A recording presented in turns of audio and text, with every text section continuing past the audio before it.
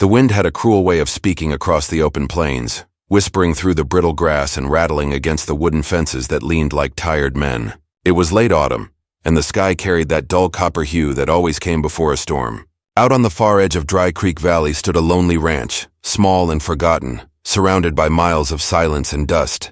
The house itself looked worn down by the years, its roof patched with rusted tin, its porch creaking under the weight of ghosts long gone. Inside lived a man most folks in town didn't talk much about. He wasn't a bad man, but he wasn't the kind you'd invite to supper either. He kept to himself, riding into town only when feed ran low or the cattle needed tagging supplies. Some said he'd lost his wife to the fever a decade ago, and hadn't spoken more than a handful of words since. Others whispered darker things, that he'd run from something, maybe even someone.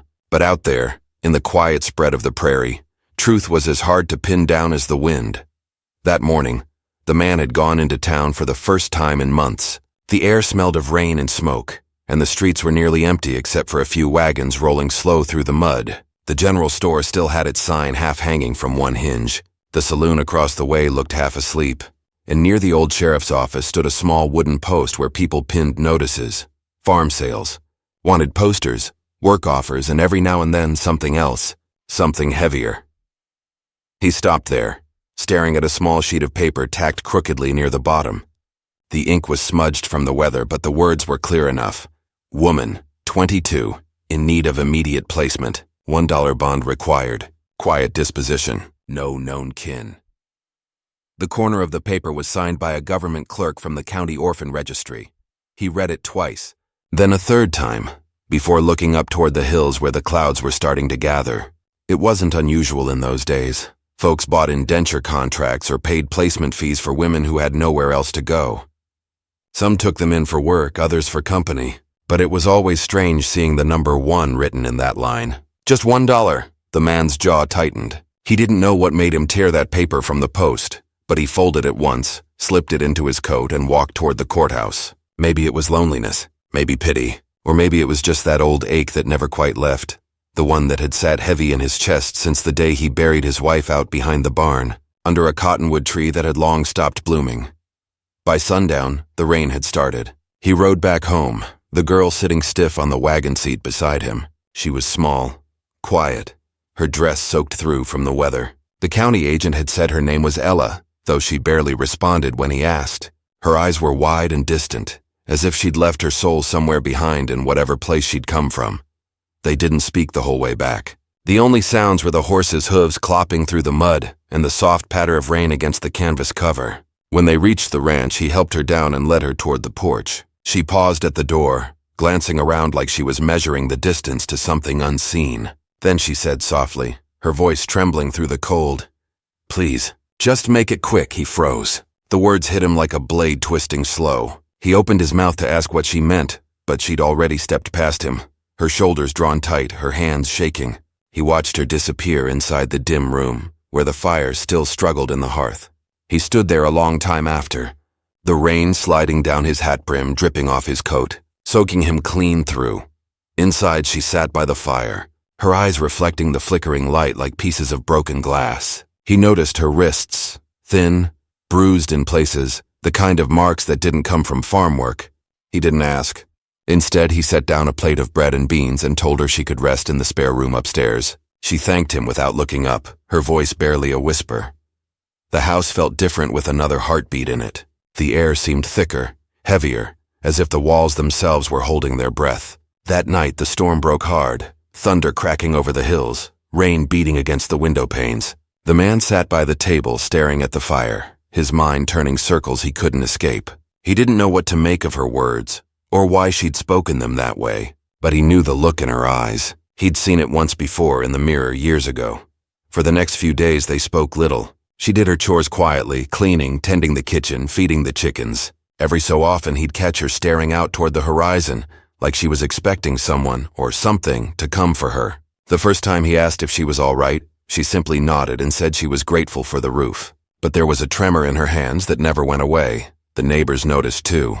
Word traveled fast in a town that small. Old Mrs. Ketterman from the mercantile asked about the girl when he came in for supplies. The blacksmith hinted that maybe it wasn't right, an old widower taking in a young woman with no kin. He didn't answer them.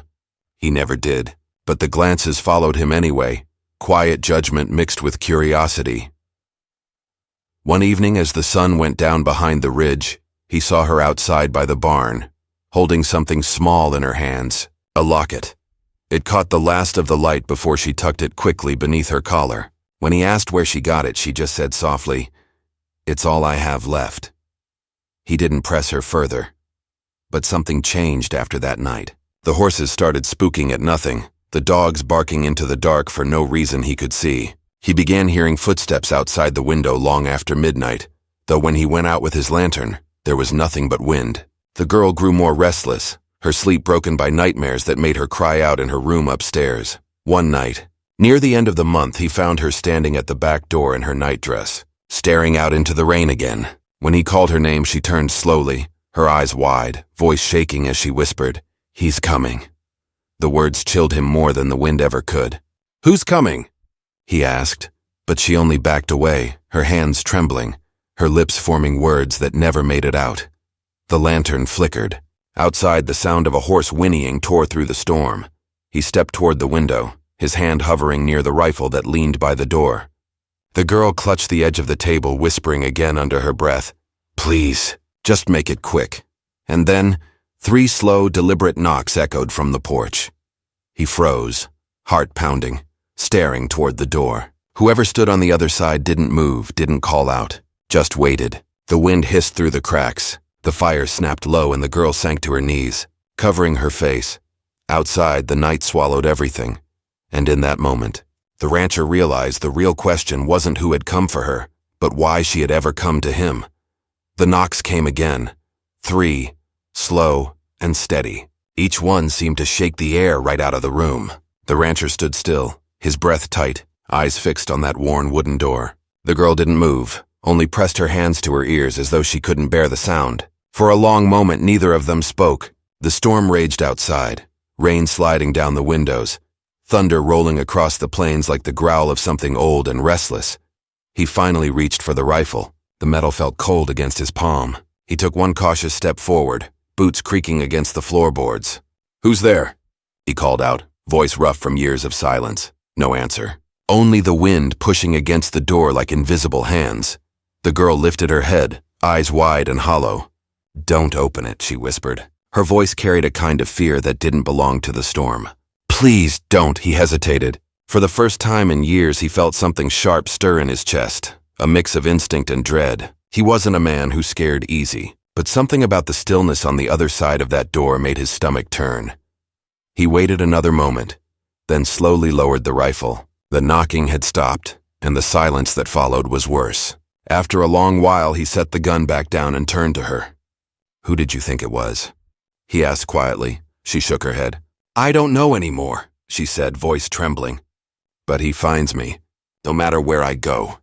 He didn't press her for more. He just stoked the fire, poured her a cup of warm water, and told her to rest.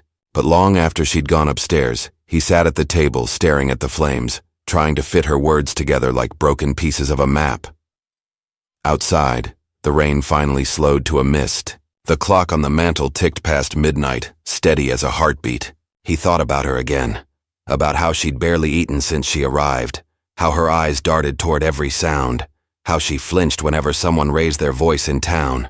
There was something she wasn't telling him, and somehow, whatever it was, it had followed her here. The next morning, the ranch looked quiet again. The air smelled of wet earth and cedar. The girl moved softly through the house, sweeping the porch, feeding the hens, keeping her distance as usual. She didn't bring up the knocking, and neither did he, but she kept glancing toward the hills, as if expecting a shadow to come crawling over them. He went out to mend a section of fence that had fallen during the storm. While he worked, he thought about the old stories folks used to tell, about drifters who disappeared in the valley, or the preacher who rode through one winter and never came back. Maybe it was just the wind playing tricks on the mind, or maybe there were truths buried deep under this land that no one cared to dig up. When he came back to the house, he found the front door open. His heart jumped once, then steadied as he called her name.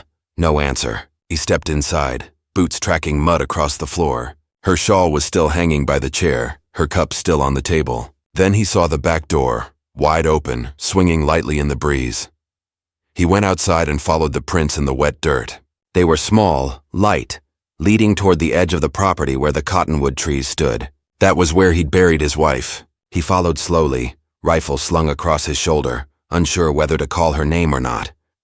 When he reached the tree, he found her there, standing still, staring at the ground. She turned when she heard his steps, her eyes red, hands clutching that same little locket. "I didn't mean to scare you," she said softly. I needed to see something." He looked down at the dirt where she stood. The grave marker was old and worn, the name barely legible. "That's my wife," he said. "I know," she whispered. "I could feel it," he frowned. "Feel it?" She nodded slowly, then looked away toward the hills again. "Sometimes when people go, they don't leave all the way. They stay where they're needed most. You can hear them if you listen close enough." He didn't know how to answer that. Instead, he said quietly, "You shouldn't wander off like that. It's not safe out here." She looked up at him, her face pale but calm. "It's not safe anywhere," she said, and then walked back toward the house. The following week passed in strange quiet. The cattle wouldn't settle at night. The wind carried voices sometimes, low, broken sounds that came and went. The girl began to sleep by the fire instead of upstairs, saying the room made her cold even when the window was shut. He caught her once standing in front of the mirror, whispering something he couldn't make out. In town, folks had started to ask questions. The store clerk mentioned someone had been asking after a young woman matching her description. Tall man, sharp eyes, said he was her brother. But there was something in the clerk's tone that made the rancher doubt it. He didn't tell her about it right away. He wanted to be sure first. But that night, as he was chopping wood by the barn, he caught sight of something far off, a rider on the ridge, still as stone watching the house. By the time he blinked, the figure was gone.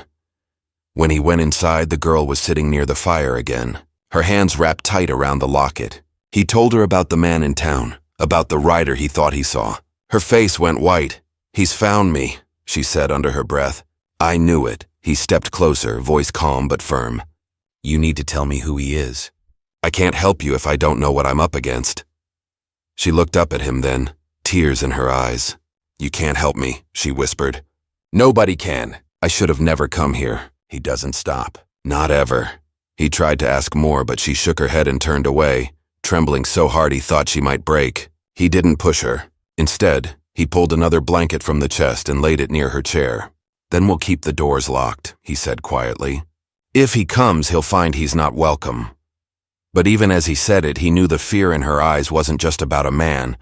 It was deeper than that. That night, he didn't sleep. He kept the rifle close, the lamp burning low. Around midnight, he heard the creak of the front steps. He rose slowly, holding his breath. The sound came again, one slow step at a time. Then silence. He moved to the window and peered through the curtain. Nothing but darkness. But the horses in the corral were restless, stamping the ground. The dogs began to bark. He hurried to the door, but when he opened it, there was nothing. Only the cold wind curling around his boots. He stepped out a few feet, lantern held high. And that's when he saw it. A mark carved into the wood of the porch post. Fresh. Deep. It wasn't any brand he recognized. But it looked like the letter R, etched over another symbol beneath it. When he came back inside, the girl was standing at the stairs, pale as ash. Her voice was barely a whisper.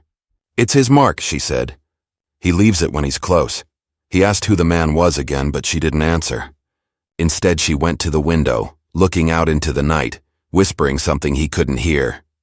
The days that followed turned slow and uneasy. Every sound, every flicker of shadow seemed heavier than before.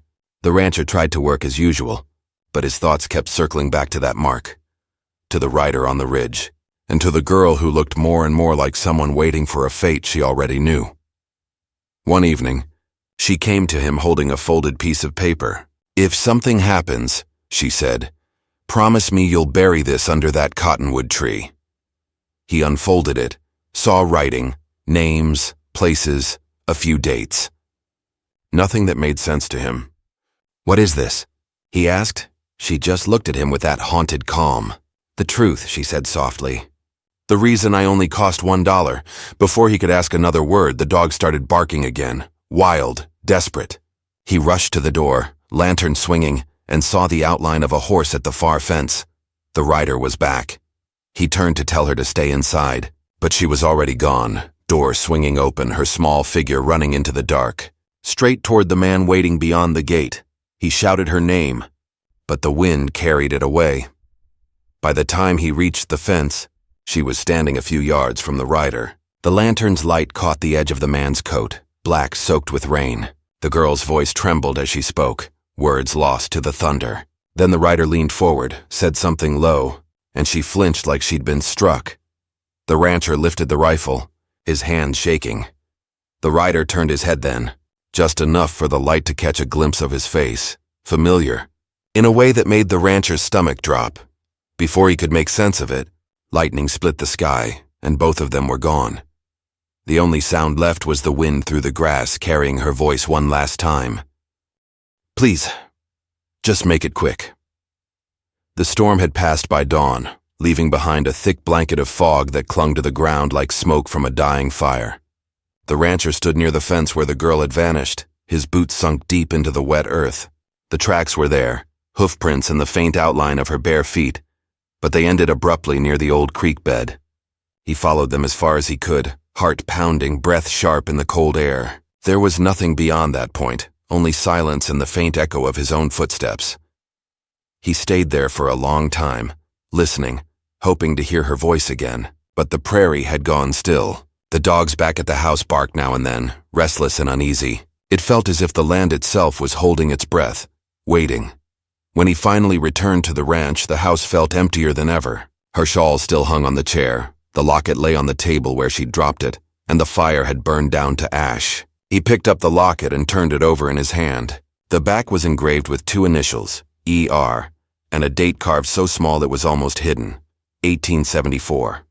He pressed the clasp and opened it. Inside was a tiny photograph, faded and cracked, of a young man in a uniform. He didn't recognize the face, but the eyes. They were sharp, cold, and familiar in a way that made his stomach twist.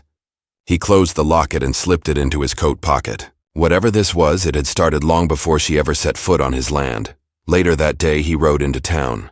The sun broke weakly through the fog, lighting up the dirt roads and wooden storefronts. People watched him as he passed, curious, cautious, maybe even a little afraid. At the sheriff's office, he found old Sheriff Cobb sitting behind his desk, sipping black coffee and flipping through a stack of reports. "Morning," the sheriff said, not looking up. "You're a rare sight this early. I need to ask about someone," the rancher said. "A girl. Name's Ella. County sent her out to my place a few weeks back." The sheriff finally looked up, squinting. "Yeah, I remember that name. Wasn't much paperwork on her, though. Came through the registry office up north. Said she was transferred from an orphan workhouse out past Cedar Hollow. Why, something happened?" The rancher hesitated. "She's gone." Cobb leaned back, frowning. "Gone how?" "Ryder came last night, took her. Or maybe she went with him. I don't know." The sheriff rubbed a hand over his chin. "You see his face?" "No, but she seemed to know him. Said he'd find her no matter where she went." The sheriff stood up and walked to the wall, where a few faded wanted posters hung. He pulled one down and handed it over. "That name sound familiar?" The rancher looked at it. The paper was old and yellowed, the ink nearly gone, but the name written across it froze him in place. Reuben Raines, a man wanted for desertion, fraud, and murder. Last seen near Cedar Hollow. She never said his name, the rancher muttered. But she had a locket, had his picture in it, the sheriff sighed. Reuben Raines was a soldier once. Fought in the border wars. Got dishonorably discharged for killing a man over money. Rumor is, he took up bounty work for a while. Some say he ran his own kind of trade. Women, laborers. Anyone desperate enough to sell themselves for a promise that never came true. Maybe that's how he found her. The rancher's jaw tightened. She paid for something she didn't owe. Most do, the sheriff said quietly. "If he's got her, you won't find them easy. That man's like a ghost. He comes and goes through the hills, never the same trail twice." When the rancher left town, the sky was already dimming again. He rode slow, his mind heavy with questions he couldn't shake. Who was she running from? Why had the government let her go for $1? And what did the letter she gave him, the one he still kept folded in his pocket, really mean? That night, he sat by the table again, reading it in the lantern light. The writing was rushed, uneven. It spoke of debts and names, of promises made and broken. One line caught his eye. He said I owed him more than money. He said I belonged to him until he was done. He read that line over and over until the words lost their shape. Then he folded the paper again and slipped it back into the envelope. The wind outside had picked up, and through the thin glass of the window, he thought he heard a faint sound, a horse maybe, or something heavier moving near the barn. He grabbed his rifle and stepped outside. The air was cold enough to bite, and the moon was a thin sliver above the ridge. He moved quietly, boots crunching over the frost. The barn door creaked as he pushed it open, and inside the horses shifted nervously. Nothing seemed out of place until he saw the mark again. Carved into one of the beams, near where the feed sacks were stored, was that same symbol, the R over the strange half-circle. Fresh again, as if someone had been there that very night. He stepped back toward the door, heart hammering. And then he saw something else. A scrap of fabric caught on the fence outside. He reached for it, holding it under the lantern's glow. It was from her shawl. For the first time in years, fear felt real to him. Not the kind that comes from storms or wild animals, but the kind that walks on two legs. The next morning he packed his things. If there was a trail to follow, it would be north toward Cedar Hollow where she'd come from. He saddled his horse and left before sunrise, the sky turning pale gold behind him. The land grew rougher as he rode. Rocky hills, dry riverbeds, and long stretches of silence. By midday he stopped near an abandoned way station. The building was half collapsed, its windows broken, but there was smoke coming from what was left of the chimney. He dismounted quietly and moved closer. Through the cracks in the wall he could see two figures inside. One was a man, tall, broad-shouldered, wearing a long coat. The other sat hunched near the fire. He couldn't see her face, but when the light shifted, the locket caught the flame. His heart stopped. It was her. The man spoke then, his voice deep, rough like gravel. "You think he'll follow you?" She didn't answer. He laughed. "He's got no reason to. You're not his problem anymore. You're mine again." The rancher felt the air go cold around him. The sound of her voice came next, low and shaking. "You said I was free." The man's boots scraped against the floor as he stood. "No one's free, girl. Not from what they owe." Before the rancher could think, he stepped forward, the floorboard creaking under his weight. The noise gave him away. The man turned sharply toward the door. "Who's there?" The rancher pushed through the doorway, rifle raised. "Let her go." The man's eyes narrowed. The firelight threw his face into harsh relief, scar across the jaw, eyes dark and hollow. "You're making a mistake," he said. "This ain't your business." "She's under my roof," the rancher said. "That makes it my business." The man smiled then, slow and cruel. "You don't even know who she is, do you?" "I know enough." The man took a step closer, hands out at his sides. "She ain't who she says she is. You think she's some lost thing needing saving? You got it backward. She's the reason half a town burned to the ground." The rancher's grip on the rifle tightened. "You're lying." "Ask her yourself," the man said, nodding toward her. She was standing now, eyes full of tears, shaking her head. "It's not true," she whispered. "He's twisting it. He always twists it." But her voice broke halfway through, and something in the way she said it made the rancher hesitate. The man saw it. "See," he said softly. "You don't know whether to believe her or not. That's how she works." The rancher didn't lower his gun, but his pulse was racing. The girl took a slow step toward him, pleading, "Please, don't listen to him. He'll kill us both." Then a gust of wind blew through the doorway, scattering ash and sparks from the fire. For a moment, the world seemed to hold still, the rancher's finger hovering near the trigger, the man's shadow shifting across the floor. The girl's breath caught between words. The man spoke again, quieter this time. "She sold me out. Took something that wasn't hers. A lot of men died because of it." "Stop," she said, trembling. "That's not what happened."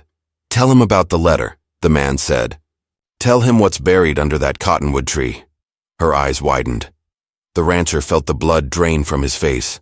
Before anyone could move, lightning flashed outside, bright and sudden. When it faded, the man was gone, vanished into the rain, leaving the door swinging in the wind. The girl sank to the floor, sobbing. The rancher knelt beside her, unsure of what to believe anymore. Outside, thunder rolled again, distant but growing louder. He looked toward the hills and saw the faint outline of another rider, waiting, just beyond the fog. And in that moment, he realized the truth wasn't buried under the cottonwood tree after all. It was standing right in front of him. The rain came down harder that night, a steady roar against the broken roof of the way station. The rancher stood by the doorway, eyes scanning the darkness where the man had vanished. The girl sat on the floor beside the dying fire, her shoulders shaking, her hair clinging to her face. Neither spoke for a long while. Only the sound of the rain filled the silence, along with the faint crackle of the wood as it burned low. He didn't know what to believe anymore. The man's words had cut deep, not because they sounded true, but because of the way she had reacted. There had been something in her eyes, some flicker of guilt or memory that had said more than her voice ever could. But she looked so fragile now, so terrified that part of him hated himself for even doubting her. When he finally spoke, his voice came out low. "What's under that cottonwood tree?" Her head jerked up, eyes wide. "You read the letter," she whispered. "I did." "Then you know," she said, her voice breaking. "He's not after me because of what I owe. He's after what I buried." He stared at her, trying to piece it together. "You mean money?" She shook her head slowly. "No, not money." The fire crackled louder for a moment before fading again. She wrapped her arms around herself, as if the words she was about to speak would bring the cold back into her bones. "Before I came to your ranch," she said quietly, "I worked for him. He had a small camp near Cedar Hollow. Said he was running a freight line for the army, but it was lies. He was trading stolen goods, guns, papers, things he took from men who never made it home." Her voice trembled, but she kept going. "There was one night. A shipment came in heavier than usual. I wasn't supposed to see it, but I did. There were boxes of uniforms and letters. Dozens of them. He burned most, but I took one. It had a seal on it. Something he said could ruin him if it ever reached the army again. That's what I buried." The rancher frowned. "You risked your life for a letter?" "It wasn't just a letter," she said. "It was proof. Proof that he'd turned in his own men to save himself. That he'd taken payment for the lives he gave up." She looked up at him then, tears glinting in the firelight. "That's what he wants back. Not because of what's written, but because of what it would mean if someone found it." The rancher took a slow breath, trying to make sense of it all. "And you thought hiding on a ranch no one visits would keep you safe. It did. For a while." He moved closer to the fire, watching the flames dance in her eyes. "He knows where you are now." She nodded, voice small. "He always does."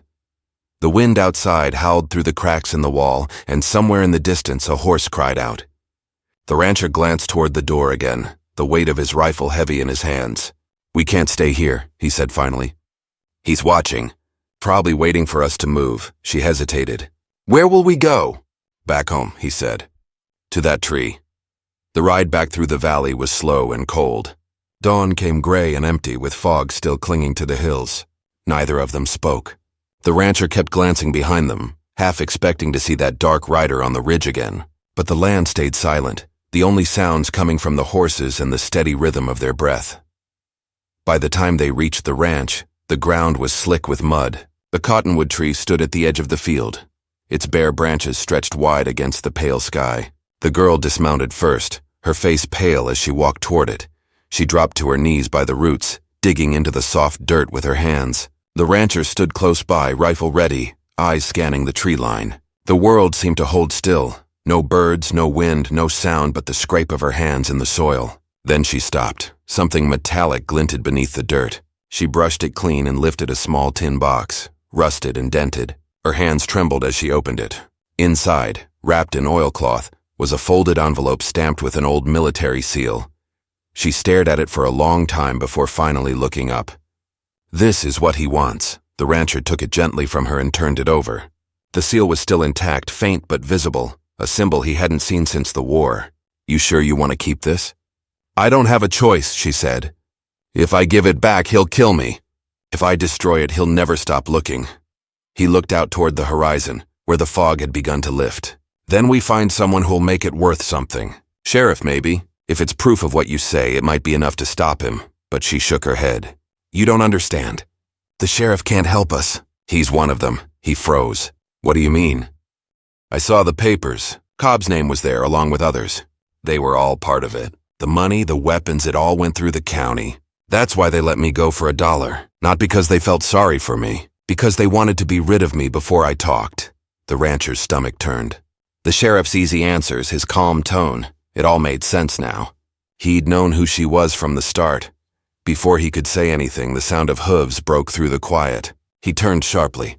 A figure was riding through the fog, coming fast down the hill. The rider wore a long coat, dark against the pale morning light. "Get back," he said quickly, raising the rifle. The girl grabbed his arm. "Don't shoot." "Not yet." The rider slowed as he approached, the horse breathing hard. He stopped a few yards from them, face hidden under the brim of his hat. When he finally spoke, his voice carried easily through the mist. "You should have stayed in town," he said. It was Sheriff Cobb. The rancher's grip tightened on the rifle. "You knew she was running from him," Cobb nodded slowly. "I did, and I let her. But now you've gone and dug up something that's better left buried." He glanced at the girl. "You should have listened when I told you not to stir up trouble."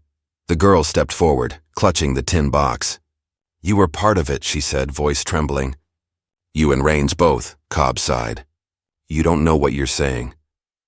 "I know enough," she shot back. "You took the bribes. You helped cover it up." The sheriff's face hardened.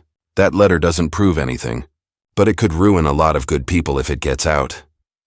"Good people?" the rancher said bitterly. "You mean men who made their living off the graves of others?" Cobb's hand went to his revolver. "Put the gun down, son. You don't know what you're in the middle of." The rancher didn't move. "You've got two choices," he said evenly. "You can turn that horse around and ride home, or you can tell me where Raines is." The sheriff hesitated, his eyes flicking toward the hills behind them.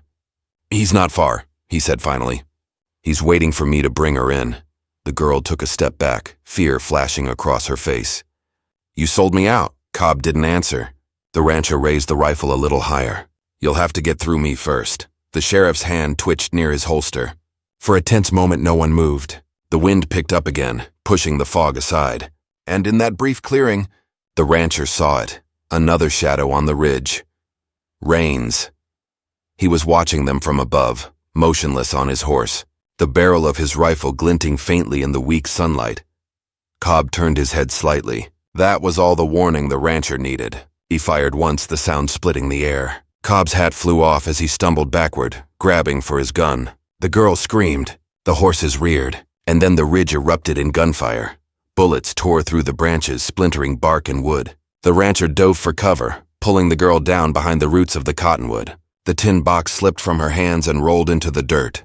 He reached for her hand. "Stay low," he said. The shots kept coming, echoing through the valley. Somewhere above, Raines was shouting orders. The rancher peeked around the trunk, fired once, then again. The second shot hit something. The sound of a man's yell broke through the storm of noise. Then silence. The wind carried the smell of gunpowder and wet earth. The rancher turned to her, breathing hard. "We have to move." She nodded, tears streaking her face. "Where?" "Back to the barn. We'll figure it out from there." He grabbed the box and pulled her toward the horses. The ground was slick, their boots sinking deep as they ran. Behind them, another shot rang out, closer this time. A bullet hit the fence post near his shoulder, splintering it into pieces. They reached the horses, mounted fast, and rode hard toward the ridge. The valley blurred past in streaks of gray and brown. The wind whipped at their faces, and somewhere behind them came the pounding of hooves. Raines chasing them down. The rancher didn't look back. He could feel the man closing in, could almost hear his breathing over the roar of the wind. The girl clung to him tightly, her voice barely audible over the thunder of the chase. "He won't stop," she whispered. He glanced toward the hills ahead, toward the rising edge of the canyon where the land dropped off into shadow. "Then neither will I," he said. And as the horses raced toward the narrow pass, the sound of another rifle cracked across the valley, louder, closer, final. The rancher's horse stumbled, and the world went white. When the sound of the gunshot faded, everything went still except for the wind. The rancher lay half on the ground, half tangled in the reins, his chest heaving. The world spun in flashes, mud, sky, the faint shape of the cottonwood in the distance. His ears rang from the blast, and somewhere nearby the horse's hooves thudded before coming to rest. For a long moment, he couldn't tell if he was alive or just dreaming. Then he felt her hands on his face, her voice trembling. "Don't move," she said, kneeling beside him.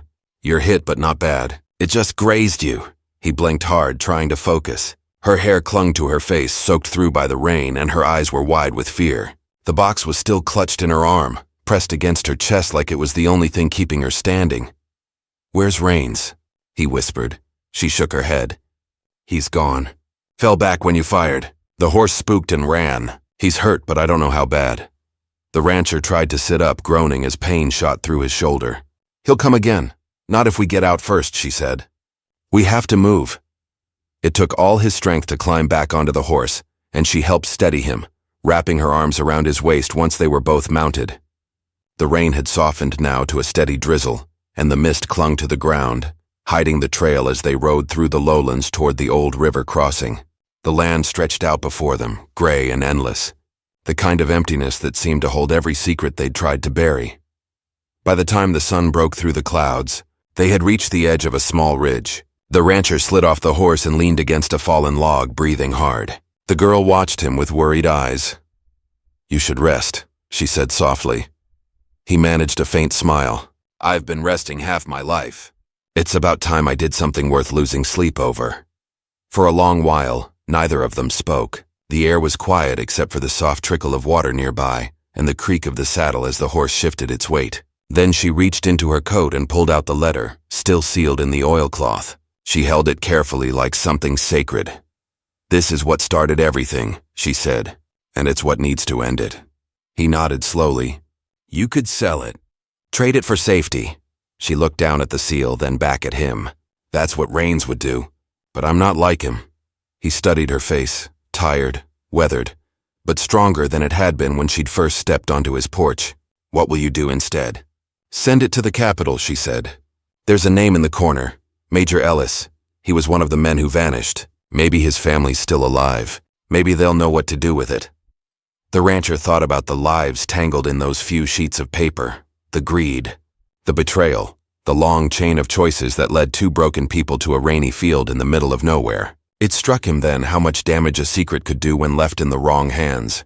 He nodded toward the east. "The telegraph office in Pine Ridge, you can get it sent from there." "It's only a day's ride," she smiled faintly. "Oui," she said. "We'll send it," but he shook his head.